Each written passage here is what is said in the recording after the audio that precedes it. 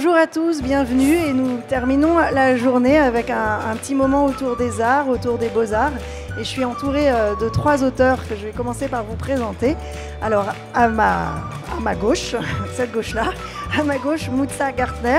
Donc tous les 3 ont la singularité d'avoir rencontré de manière différente 3 grands artistes, des rencontres pas forcément réelles bien sûr.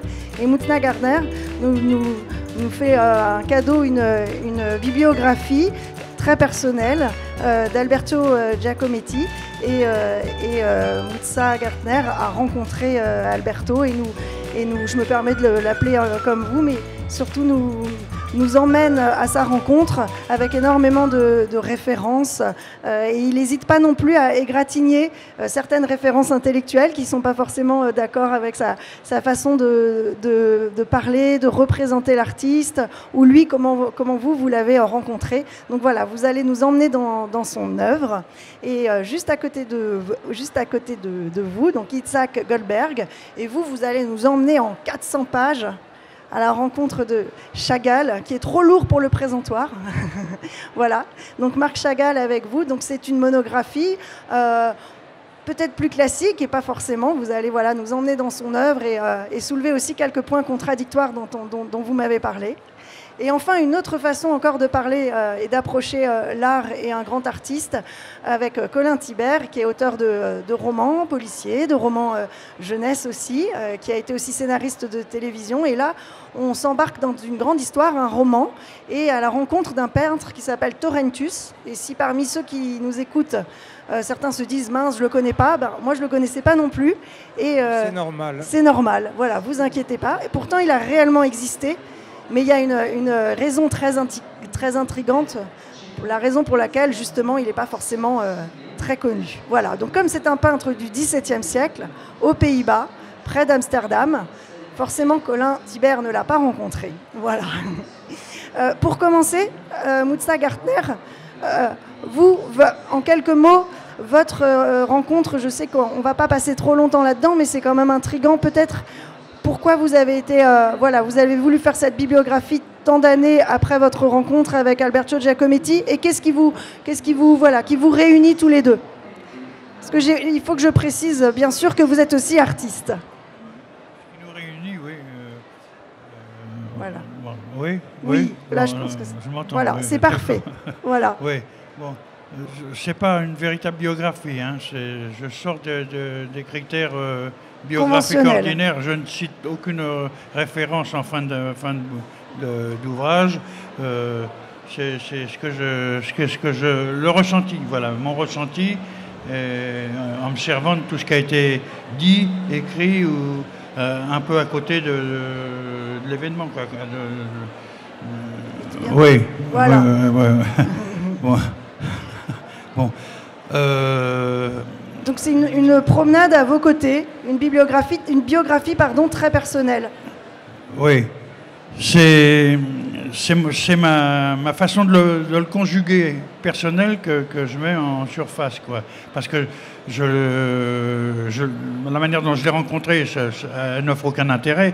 Je le voyais dans la rue et bon, on se saluait comme on salue tout le monde. Mais un jour, je me suis trouvé lors d'une invitation dans une famille et il s'y trouvait.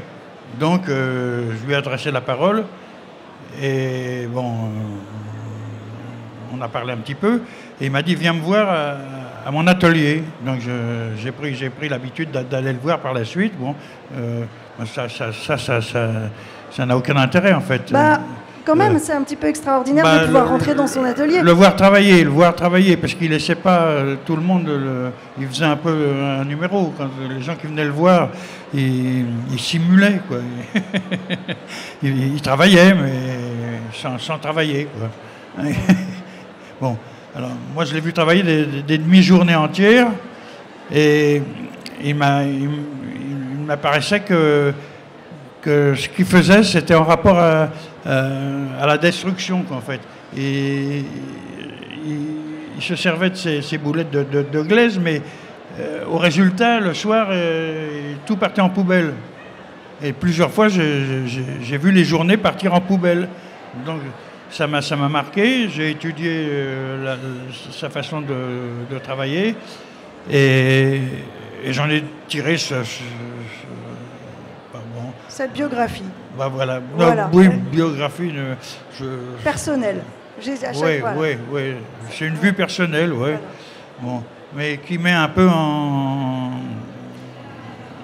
mauvaise position les biographies officielles des gens comme Bonnefoy, qui a écrit une somme aussi monumentale que le Chagall, et qui annonce le rapport à la mer et tout ça sur une photo qui a été prise en Suisse quand il était jeune, dont sa mère le regarde, mais ce qui est aussi vrai, c'est qu'il y a eu d'autres photos prises le même jour par le même photographe où la mère ne regarde pas l'enfant. Voilà, et c'est son interprétation. Donc, se servir d'un truc pour justifier d'un pavé, bon, je vais me mettre à dos beaucoup de choses, beaucoup de gens, là, mais ça fait rien. Et c'est justement cette rencontre assez personnelle avec Torrentius, c'est pareil, vous prenez beaucoup de liberté. Est-ce que vous pouvez nous raconter pourquoi tout d'un coup vous avez osé écrire sur ce peintre du XVIIe siècle dont vous n'avez vu qu'une seule toile? Alors, oser, oui, je l'ai fait parce que personne d'autre ne le faisait en fait. J'attendais, moi, qu'un historien d'art, un jour, nous sorte un pavé, peut-être moins épais que celui-là, puisqu'il n'y aurait eu qu'une seule reproduction. Mais j'attendais ça n'est pas arrivé, donc je me suis lancé, un peu inconsidérément, n'étant pas du tout historien, mais voilà. Donc Torrentius, je l'ai rencontré dans les pages d'un livre de Simon Less, qui s'appelle « Les naufragés du Batavia », que je vous recommande au passage. Simon Less, il a écrit 2 pages sur Torrentius qui m'ont fasciné. Je me suis dit, mais qu'est-ce que c'est que cette histoire, ce peintre apparemment génial, dont il ne reste qu'un seul tableau, qui a une existence pour le moins tragique. Voilà, ça m'a beaucoup intéressé. Simon Less renvoie un historien américain qui s'appelle Mike Dash, qui cite aussi Torrentius. Et il y a enfin un poète polonais, qui s'appelle Zbigniew Herbert, qui a écrit, lui, un texte d'une vingtaine de pages sur Torrentius, qui est une petite merveille. C'est très très beau, c'est merveilleusement écrit, mais malgré tout, j'avais envie d'en dire un peu plus, surtout qu'il y a environ une quinzaine d'années de la vie de Torrentius dont on ignore tout, donc c'est ce qui m'intéressait aussi, c'était d'essayer d'imaginer ce qui s'était passé pendant son exil anglais, puisqu'il a fui la Hollande pour se réfugier à Londres. Et pour piquer un petit peu la curiosité de ceux qui n'ont pas encore lu Torrentius, ce qui est très intriguant, c'est que donc toute son œuvre, la grande partie de son œuvre a disparu, a été détruite, puisqu'il y a eu un grand procès contre lui, puisque en dehors de ses natures mortes talentueuses, il dessinait aussi des dessins pornographiques. Alors, il y a 2 choses. Il y a à la fois le fait la pornographie, c'est une chose. Il faisait des estampes pornographiques. On en est à peu près certain, mais il n'y a pas de traces non plus à l'heure actuelle, parce que bon, elles ont été détruites ou elles sont toujours cachées quelque part. Et en plus, Torrentius, si l'on peut dire, jouait avec le diable. Il a fait un truc qui est assez à la fois malin et maladroit, c'est-à-dire pour se démarquer des autres. Et comme il avait un talent extraordinaire, il disait, mais c'est le diable qui tient mon pinceau, je suis inspiré par le diable. Ça plaisait vachement aux bourgeois, ça n'a pas plu du tout aux calvinistes. Et ça lui est retombé sur la figure de manière assez tragique.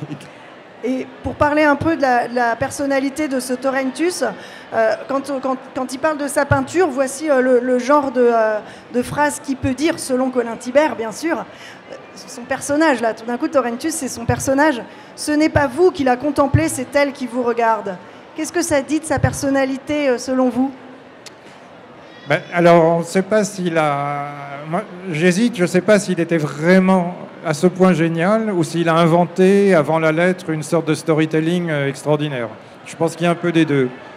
La peinture qu'on connaît est quand même très, très, très belle, techniquement parfaite, donc il devait être très, très fort quand même. Et en même temps, voilà, il a compris, il faut savoir qu'à l'époque, en Hollande, tout le monde était peintre. Enfin, quand je dis tout le monde était peintre, ça veut dire que sur le marché... c'est un peu comme la foire du livre ici, vous aviez des peintres. Chacun avec une spécialité, la nature morte, les fleurs, les personnages, les scènes bibliques, voilà. Donc il fallait se démarquer un peu de la concurrence. Et Torrentius a trouvé une manière de parler de lui-même et de son travail et d'organiser une espèce de cirque autour de tout ça qui était très astucieux, qui faisait monter les prix. Parce qu'apparemment, il avait des besoins importants et besoin de beaucoup d'argent. Et vous le comparez même quelque part à une rockstar. Je pense que c'était vraiment ça. La rockstar du 17e à Harlem. Du 17e, oui. Ça m'a beaucoup amusé. Les bijoux, il était dans le paraître, énormément dans le paraître. Et en même temps, ça devait être quelqu'un d'assez profond. Vu la peinture qu'on connaît, voilà, c'est pas n'importe quoi. C'est très réfléchi, c'est très intellectualisé même. Donc je pense que c'était un personnage à plusieurs facettes. Alors, en tous les cas, qui a énormément de succès et qui est à sa façon une rockstar. En tous les cas, quand il y a des expositions sur Marc Chagall, le public afflue. Et c'est justement une des contradictions dont on voulait parler aujourd'hui. C'est que donc Marc Chagall, il a énormément d'admirateurs, et pourtant, du côté des historiens de l'art, vous soulignez qu'il est un peu inclassable et qu'il n'a pas forcément... je ne sais pas si on peut parler de reconnaissance, mais en tous les cas, voilà, il y a un écart entre le public et les historiens de l'art. Oui, je pense que le mot inclassable est tout à fait juste. Mais je dirais en deux mots qu'il y a en fait trois types de peintres. Il y a des peintres qui sont aimés par le grand public et par les historiens d'art, voire quelqu'un comme Paul Klee. Il y a des gens qui sont admirés par l'historien d'art, comme Picasso, et qui sont très respectés par le public. Et il y a le cas de Chagall, quelqu'un qui est extrêmement aimé par le public, effectivement, voir à la fois la quantité d'expositions et la quantité de public, et qui reste l'histoire de l'art, l'historien d'art, je dirais, un peu en questionnement, dans la mesure où il fait partie des artistes qui sont extrêmement difficiles à classer.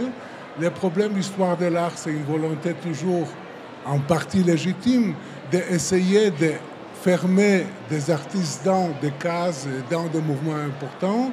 Dans le cas de Chagall, c'est relativement difficile, dans la mesure où il n'appartient pas vraiment à un mouvement. Il a en quelque sorte recyclé des différents mouvements d'avant-garde, le fauvisme, le cubisme, le surréalisme, et il a trouvé son langage propre. Et non, on m'attend quand même. Non seulement il a trouvé un langage propre, non seulement il était à l'écart, mais il n'a pas créé une école, il n'a pas de gens qui suivent, effectivement. Et les dernières raisons pour les problèmes qu'il peut avoir l'histoire de l'art avec Chagall, c'est qu'il se situe dans une période où l'art moderne, l'art contemporain, essaye de mettre à l'écart tout ce qui est lié à la narration, tout ce qui est à la figuration. Et il est évident que dans le cas de Chagall, il reste un conteur qui se situe au moins entre deux cultures, et je parle toujours de Chagall comme quelqu'un qui se trouve entre plusieurs cultures, et c'est quelque chose de problématique, quelqu'un qui se trouve entre la culture juive, russe, française, par rapport à une bonne partie de l'avant-garde qui essaye plutôt de trouver un langage universel, qui essaye en quelque sorte de se détacher des racines, tandis que dans le cas de Chagall, il y a toujours cette volonté de garder des racines, même si ce sont des racines flottantes, puisqu'il invente en quelque sorte une figure de style, c'est l'homme flottant, qui est une métaphore effectivement de quelqu'un qui se déplace sans cesse, qui est le cas de Chagall, mais qui était aussi le cas de son peuple. Et on continue un petit peu avec Chagall, parce que j'avais quand même aussi envie qu'on parle, même si on a très peu de temps, de l'œuvre. Vous ouvrez votre monographie avec cette toile qui est intitulée « La vie », et vous la présentez comme un abécédaire. Vraiment, on peut lire l'œuvre de Chagall avec cette œuvre. Est-ce que c'est juste, et en quelques mots, parce que c'est vrai que c'est assez court, pourquoi cette toile-là vous semble comme ça embrasser son œuvre ? Je pense que c'est une toile qui se trouve à la Fondation Max, c'est une très grosse toile, et dans laquelle on trouve tout simplement l'essentiel des personnages de Chagall. Ce sont les joueurs de cirque, ce sont les personnages de la Bible, ce sont les autoportraits de lui, toute une série de personnages, et je répète encore une fois, je pense que ce qui est peut-être le plus important, c'est le personnage qui fait figure de style c'est le personnage qui flotte, c'est la figure flottante, et ça, on revient chez lui systématiquement. Et on retrouve aussi dans ces tableaux une bonne partie de sa thématique juive, une bonne partie des thèmes qui est lié à la fois au cirque. Bref, en quelque sorte, on a l'impression que Chagall recycle sans cesse un personnage, chaque fois en leur donnant, je dirais, une dimension différente selon la période, selon les sources d'influence, mais il y a une sorte de continuité, cohérence de l'œuvre qu'on peut trouver dans cette toile énorme qui réunit tous les personnages. Et Colin Thibert, si on va au Rijksmuseum avec vous, est-ce que vous pouvez nous décrire la nature morte qui reste de Torrentius, la seule, et selon vous, qu'est-ce qu'elle dit de la personnalité, de ce que vous imaginez de Torrentius? C'est un grand mystère en même temps, parce que bon, la toile, c'est un fond très sombre, presque noir, et en même temps avec une profondeur. Il y a trois récipients. Il y en a un qui est en grès, il y en a un qui est en métal, il y en a un qui est en verre. Il y a un rouleau de parchemin avec une inscription. Et tout autour, il y a une chose assez curieuse qui est en fait une bride et un mors pour tenir un cheval. Et l'inscription en latin, il y a une allusion à la tempérance. Alors quand on sait que Torrentius, ça c'est historiquement avéré, était un consommateur d'alcool absolument frénétique, l'allusion à la tempérance a de quoi faire sourire. Alors on ne sait pas si c'est un clin d'œil, s'il s'agit d'ironie, si c'était une commande de quelqu'un et qu'il a exécuté la commande avec ce qu'on lui demandait d'y mettre. Ça reste un mystère. En tous les cas, on ne s'ennuie pas en découvrant sa personnalité, en tous les cas selon vous, parce qu'effectivement il est quand même flamboyant et assez épique. Est-ce que vous pouvez un peu nous dire comment vous avez travaillé, puisqu'il y a plein, on connaît pas vraiment sa vie, et vous, votre travail de romancier, ça a été justement d'inventer les manques. Et il manquait beaucoup de choses. Alors ce qui est assez amusant, c'est qu'au départ, c'était un personnage que je trouvais très très moyennement sympathique, hâbleur, prétentieux, imbu de lui-même, ostentatoire, enfin bon, c'est pas des qualificatifs a priori formidables, et plus j'avançais dans l'histoire, plus j'ai commencé à me prendre d'affection pour lui. Au cours de son procès, des séances de torture qui accompagnent le procès, parce qu'à l'époque, la justice, ça passait inévitablement par les mains du bourreau, je commence à trouver qu'il a vraiment un courage extraordinaire, une volonté étonnante, et qu'il se passe un truc incroyable. Et après, bon, je ne révèle rien en disant qu'il va s'en sortir malgré tout, mais grâce à la protection du roi d'Angleterre. Et après, il y a cette étrange période où il est à la cour d'Angleterre. Il est près du roi qui n'approche pas d'ailleurs. Et il est là. Et qu'est-ce qui se passe là? J'ai essayé de meubler ces années de vide, en fait. Et là, je me suis vraiment attaché à lui. Est-ce que vous avez inventé beaucoup des personnages secondaires qui sont autour de lui dans ce roman? Alors, certains sont inventés. L'émissaire anglais est inventé parce que ça m'arrangeait d'avoir un marchand qui, pour le compte du roi, va chercher des peintures chez les bons peintres hollandais. En revanche, le personnage de l'apothicaire, qui est l'ami de Torrentius, a existé. Et donc, c'est lui le héros, si je puis dire, des naufragés du Batavia, puisque c'est un homme qui d'apparence paisible et tranquille. Enfin, les pharmaciens en général ne sont pas des... Voilà. Va devenir un monstre abominable, un psychopathe, se révéler un psychopathe absolu à la suite d'un naufrage.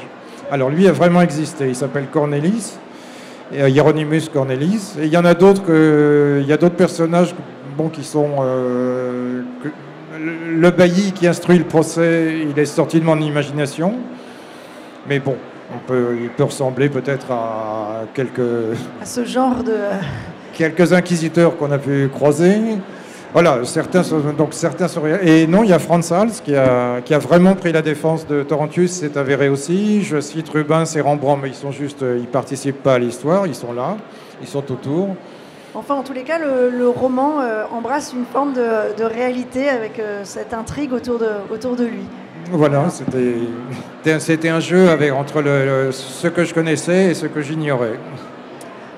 Je voulais reparler un petit peu d'Alberto quand même, Alberto Giacometti. Et au début de votre ouvrage, il y a une citation que j'espère que vous allez l'entendre. « Si au Louvre, derrière le plus beau tableau de Rembrandt, il y avait un chat enfermé, à moitié asphyxié, en train de miauler, je vous assure que je n'hésiterai pas une seconde à déchirer le Rembrandt pour sauver le chat. Pourquoi vous avez mis cette citation et qu'est-ce qu'elle dit d'Alberto Giacometti?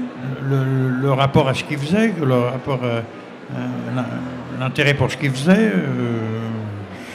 C'est son rapport à son art? Oui, bien sûr, c'était minime par rapport à la vie humaine, quoi, un comportement normal dans l'existence. C'est minime. L'art, on l'auréole de tout un tas de valeurs et de choses qui sont un peu disproportionnées, quoi. Et je me permets de dire que vous, en tant qu'artiste aussi, vous avez détruit... J'ai suivi le maître, en quelque sorte, puisque j'ai détruit 260 sculptures, même davantage, à Douarnenez, dans pas un autodafé, puisque l'autodafé, c'est par le feu. Là, j'ai détruit ça en l'aide de machines pour le réduire en granulés, quoi. Voilà, bon. Voilà, donc cette phrase de Giacometti sur l'anecdote du chat derrière le tableau de Rembrandt, vous y retrouvez aussi? Oui, déjà parce que mon pseudonyme c'est Chat, mon surnom dans la communauté, puisque j'appartiens à une communauté. C'est Chat, donc ça me concerne doublement, quoi. Ouais. À la fin, alors on se promène entre ces différents peintres.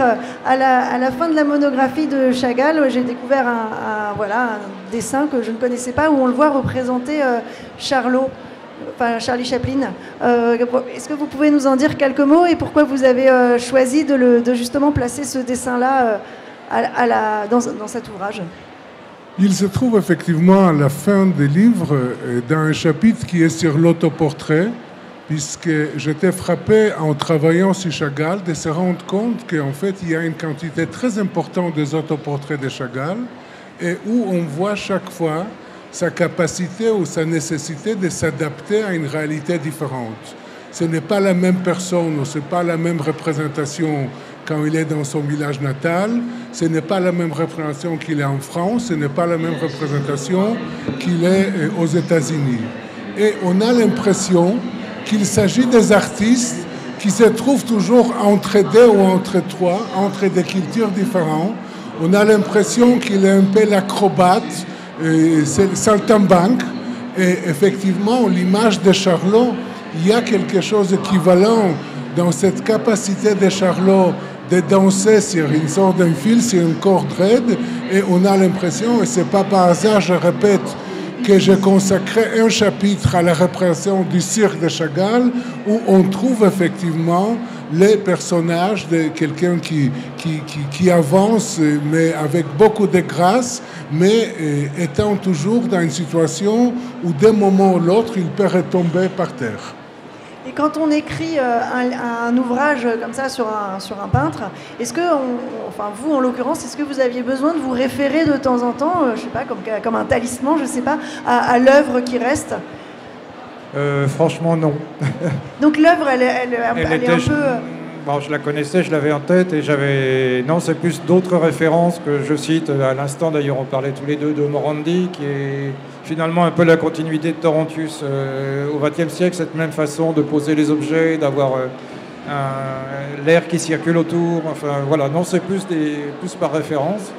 Et puis, bon, tout ce qui était la pornographie, en revanche, je me suis replongé dans l'œuvre gravée de Rembrandt. Ouais. Qui a des choses assez lestes et d'autres assez triviales.